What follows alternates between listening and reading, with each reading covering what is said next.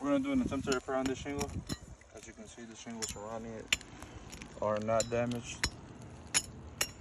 But now let's get started.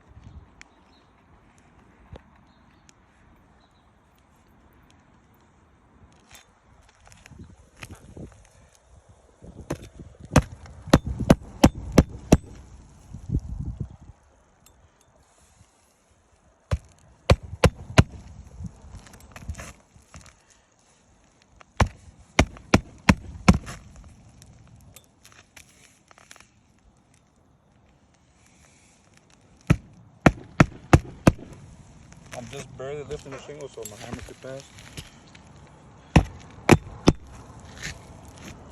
to where the nails have to be placed.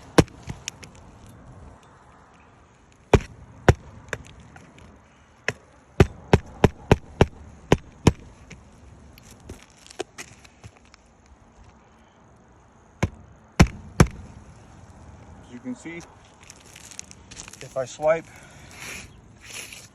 these other shingles that do not have damage, nothing happens, no granule loss, no anything. But once I swipe these, you can see the crease marks on almost all the shingles surrounding the shingle I just repair made.